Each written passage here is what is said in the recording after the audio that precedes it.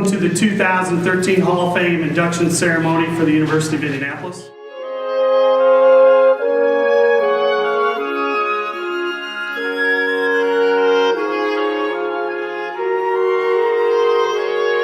We'd also like to now recognize the Greyhound Club's 2012-2013 I Person of the Year, DJ Hines. DJ?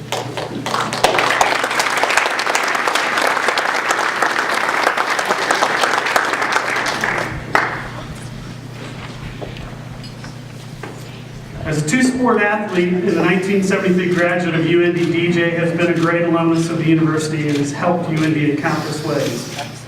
DJ owns Schuler Bauer Real Estate Services and has been recognized as one of the most prominent land and real estate developers in southern Indiana. DJ was also appointed by the governor of Indiana to the Indiana Real Estate Commission. He has contributed his time and resources to improving both the athletic facilities and academic campus.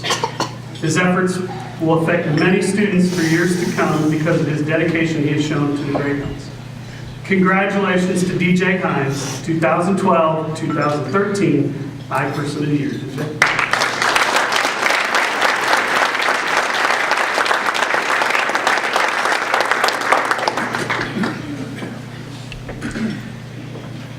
Man asked me to say a few things about what I learned when I was here at Indiana Central some 40 years ago. I couldn't let the opportunity pass without introducing my wife who's with me, Cynthia. Cynthia and I were high school sweethearts when we came to Indiana Central in the fall of 1969. And as you can tell, I'm not blessed with great looks. I will tell you that I won't be in the Athletic Hall of Fame for my athletic skills, nor will I be in any academic Hall of Fame. First lesson that I learned here was that if you had a passion for someone, some endeavor, or some idea, and through perseverance, you could reach your goal. We were married the day before we graduated from college 40 years ago, and we'll celebrate that 40th anniversary here in a couple of months. The second thing that I learned from the culture here at Indiana Central was a lesson that I began to learn when I was younger. I came from a lower middle class family. I was the oldest of 4 children and the first to come to college. All 3 of my brothers and sisters followed me, not here, but at other universities across the state. When I was 12 years old and I was a 6th grader, my father put me in the car one day, or asked me if I'd get in the car one day, and he said, "You want to go play some ball?" which meant basketball.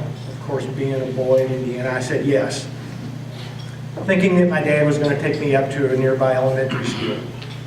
We got in the car, we drove across town, and we pulled up on the other side of town. We pulled up to a playground with basketball courts, and my father pulled up and parked the car. He said, "You need to get out and play." Well, I wasn't familiar with the people that he was asking me to go play with. I said, "But Dad, what should I do?" And he goes, "Well, just go out there, shoot baskets at one of the empty goals, and someone will ask you to join the game." So I did. He left, and he left me there amongst strangers. And I said, people that I wasn't familiar with. He came back in a couple of hours, and in that couple of hours, I had made some lifelong friends. Boys that I was going to play basketball with throughout junior high and high school that were very different than I was. I learned that same thing when I came to Indiana Central. And my father and mother, because they were lower middle class, dropped me off to begin summer ball on about August the 4th of 1969. I knew no one. I hadn't been out of New Albany, Indiana much at all. And when my dad and my mom dropped me off with my little suitcase, my dad gave me a $20 bill and said, "Sorry, son, but we're really saving up so that your other brothers and sisters can go to college. So don't call home. We can't accept the long distance call. Here's $20. See if you can find a ride home Thanksgiving." He said, "You remember when I dropped you off to play basketball at the playground across town some years ago?" And I said, "Yes." And he goes, "That's what you need to do. Go out there, meet new people, learn how to get along with everyone that you can."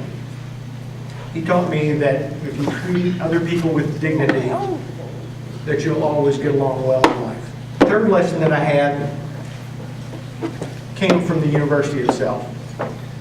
There were times when my academic prowess was not very high and I could have been asked not to return to school. But someone always had mercy on me and allowed me to come back. Forgiveness. Forgiveness makes some of the most happy memories that we have. Forgiveness gives those of us who aren't smart enough to get it the first time the opportunity to get it the second time. And I'm thankful for the university for having a culture of forgiveness, for having a culture that respects people's dignity and makes us better people in the long run. There is nothing special about me. I don't think there's anything special about my life. We live our lives day to day, just putting one foot in front of the other and trying to do the best we can in the way that we think's right. I appreciate the honor. Thank you very much.